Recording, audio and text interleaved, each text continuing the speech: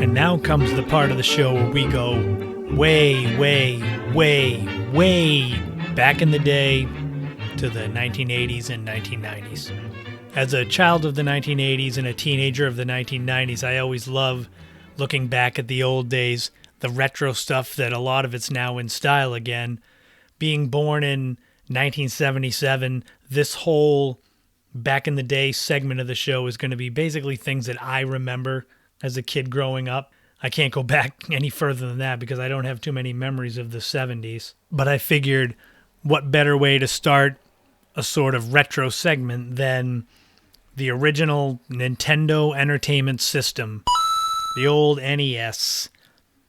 So anyone who's a kid of the 1980s or 90s, well, even today, Nintendo is a huge, huge name. But back in 1985, when it first came out, it blew away anything else that I had ever seen. A little bit about it. Nintendo was a company in Japan, and they had already been producing the Nintendo Entertainment System for a couple of years before they came to America. And the irony is, initially they wanted to kind of partner with Atari, who was the reigning king of the video game systems at the time, and, you know, kind of break into the American market. And then the video game crash of 1983 basically killed Atari. That's something I'll cover in another time, but basically the cliff notes are that they severely overestimated the demand for their product going into the Christmas season. So they ended up with millions of unsold games, especially so E.T. was the game that basically they say that it killed Atari. It was rushed to try to get it out for the Christmas season and capitalize on how big the movie was. And the game, the developers tried, but it was such a rush job that it was just no good and it didn't sell well. And Atari had put together so many cartridges and they just didn't sell. And the legend had it for years and decades that they took a lot of these unsold E.T. games and buried them in the desert somewhere. And ironically, a few years ago, they actually were discovered. They dug them up in a landfill in Alamogordo, New Mexico. Thousands of these E.T. video games, not just E.T., but, you know, the other classics that they had, Centipede and Pac-Man and Pitfall and those. So the video game crash almost killed the industry in America, which would have destroyed it for kids like me. So a couple years later, October 18th, 1985, Nintendo released its NES because they realized they didn't have to partner with Atari anymore. They basically could compete with them because Atari was struggling and they would never recover. And Nintendo, when it first came out, the video game system, it was a gray square rectangle, and it had these cartridges that you would put in there. And the NES, when it came out, it initially cost $149.99. So if you adjust that for inflation for today, it would be like $360. And for comparison, the PlayStation 5 that has been released is $499.99. So even back then in 1985, Nintendo was actually a pretty good deal. The video games themselves, the cartridges cost up to $60, which would be about $145 today. So that was not as good of a deal. And for those that remember getting it as a Christmas gift, you'll remember that it came with the Super Mario Brothers and Duck Hunt combination. And Super Mario Brothers, that's another legend for another back in the day segment. But basically Super Mario Brothers, Duck Hunt, and it came with the plastic gun that you could shoot at the screen. And if you shot the ducks, the dog would go and grab it. And if you missed the duck, the dog would pop up and laugh at you because you were terrible at shooting. But there were a lot of legendary games that came out in the first few years of Nintendo. The Legend of Zelda. Everyone loved that game. That was a huge seller. Castlevania was one of my personal favorites. That was like a vampire game. Then there was Mega Man. Everyone remember Mega Man, where you were a robot and you fought all these other robots that were made to fight against you. And Mike Tyson's Punch-Out. Mike Tyson's Punch-Out was one of those games that it was so much fun, but so hard to play. because there was well, I wouldn't say no way to beat Mike Tyson, but when you got to the end, he would just flick you and you'd be dead. The best I could do was time blocking his punches, and I would go the distance and lose.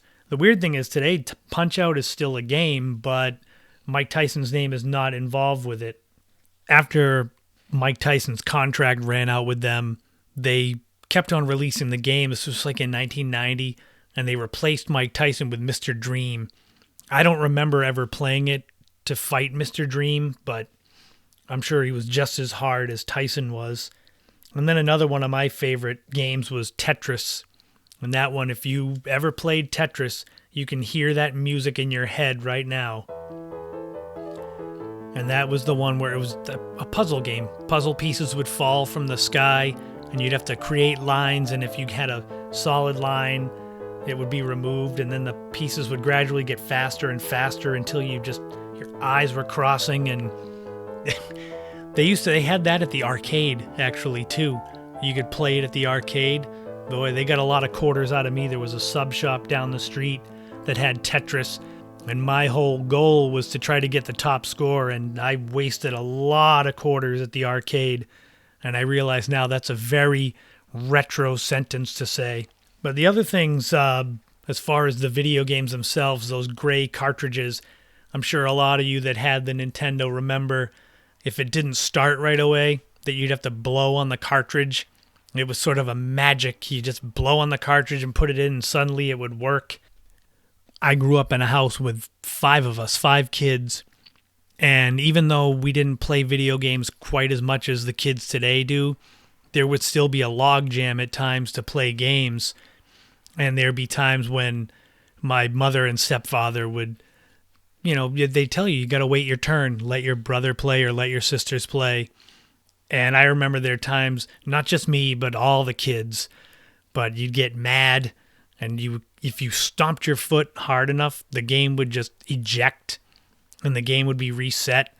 That was a real fun way to get revenge on someone playing if you wanted to play the game.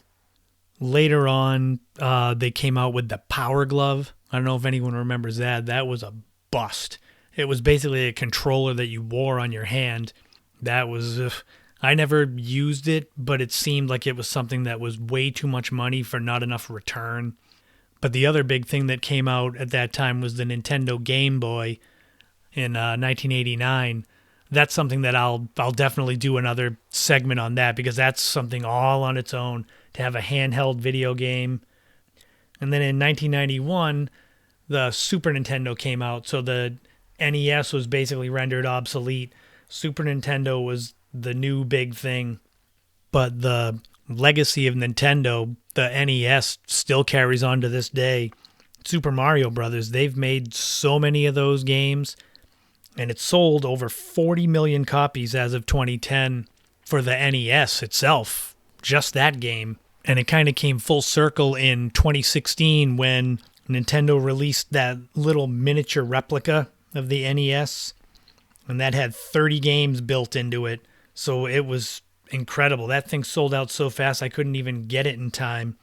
It had Super Mario and Legend of Zelda and a bunch of other games. But yeah, for anyone that grew up in the 1980s into the early 90s, Nintendo was where it was at. Sega was good. I like the Sega Genesis more so than the Super NES, but it's, heads or tails, same thing. So yeah, what are your thoughts on the NES? Did you like it? Did you hate it? Do you wish that it was still around now? But this will be a recurring segment on the show going forward. Just a little trip back in time, back in the day, way, way, way back to the 1980s or 90s. So if there's ever any subjects you want covered or something interesting like that, make sure, drop me an email, christophersetterlund@gmail.com.